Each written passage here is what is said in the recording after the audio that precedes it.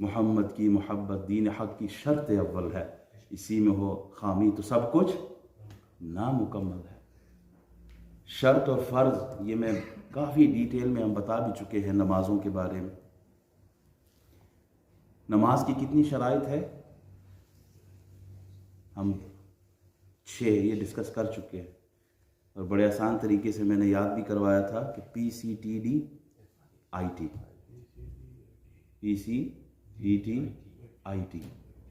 P for purification, C for covering your private parts, D for direction, T for time, I for intention, and T for takbir tahrima. These are the 6 conditions of salah. So condition پہلے ہوں گے، اس کے بعد پھر فرائض ہے، تکبیر تحریمہ، قیام، قرت، رکوع، سجدہ، قضا خیرہ، خروج بسنعہ، یہ 7 فرائض ہے جو کہ نماز کے اندر ہوتے ہیں۔ کنڈیشنز پہلے ہیں، فرض بعد میں، شرط پہلے ہے، فرض بعد میں۔ پہلے وضو کرتے ہیں یا پہلے سجدہ کرتے ہیں؟ پہلے ہم وضو کرتے ہیں، طہارت حاصل کرتے ہیں، اس کے بعد نماز کے لیے جاتے ہیں۔ پہلے ہم ڈائریکشن سیٹ کرتے ہیں قبلے کے لیے یا پہلے ہم رکوع کرتے ہیں؟ پہلے ہم ڈائریکشن کرتے ہیں، کیونکہ ڈائریکشن شرط ہے، شرط پہلے ہوتی ہے، فرض بعد میں ہے۔ شرط نہ ہو تو فرض نہیں، تو پہلے کو کیا ہے؟ شرط۔ کسی نے بہت اچھے انداز میں سمجھایا، فرمایا محمد کی محبت دین حق کی شرط اول ہے، وہ شرط ہے۔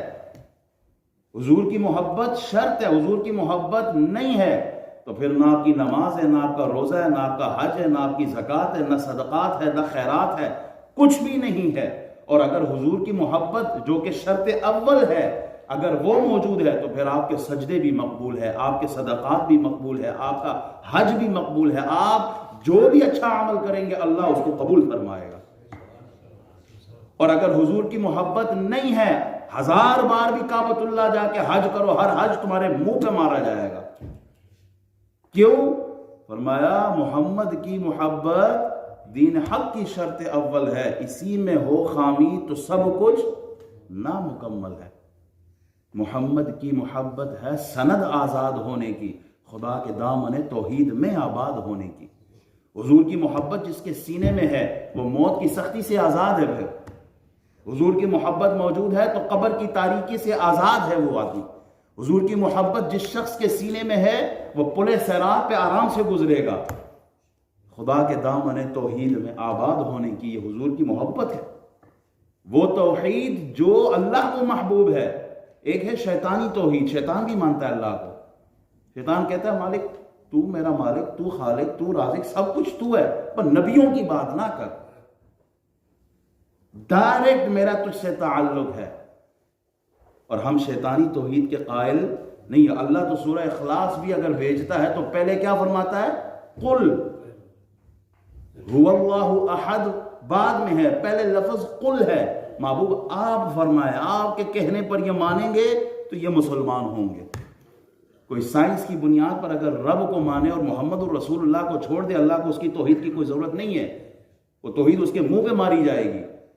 کہا پہلے میرے یار محمد الرسول اللہ، میرے محبوب محمد الرسول اللہ، جن کی وجہ سے میں نے یہ کائنات بنائی ہے، جن کی وجہ سے انسانوں تمہیں پیدا کیا ہے، پہلے ان کی رسالت کو تسلیم کرو، ان کی محبوبیت کو تسلیم کرو۔ اگر یہ محبوب تمہیں قبول ہے پھر ہماری توحید بھی قبول ہے۔ وہ توحید، کلمہ توحید ذرا پڑھے کیا ہے؟ لا الہ الا اللہ محمد الرسول اللہ۔ ارے کلمہ توحید بھی محمد کے نام سے اگر ان کا نام ہٹا دیا جائے تو وہ بھی نامکمل ہے۔ اذان دیتے وقت اللہ اکبر اللہ اکبر، کیا اس میں اشہد ان محمد رسول اللہ نہیں ہے؟ جب رب نے اذانوں میں رسول اللہ کا ذکر کیا، کلمہ توحید میں محمد الرسول اللہ کا ذکر کیا، اپنی عبادت میں سب سے افضل عبادت نماز ہے، اللہ نے نماز میں محمد الرسول اللہ کا ذکر کیا ہے۔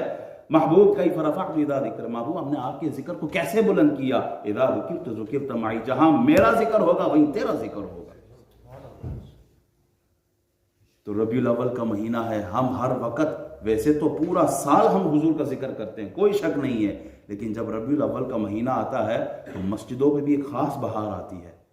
ہر دوسرے تیسرے گھر میں میلاد کا پروگرام ہوتا ہے، ہر مسجد میں میلاد کا پروگرام ہوتا ہے۔ اللہ تعالیٰ ہمیں حضور سے سچی سچی محبت عطا فرمائے۔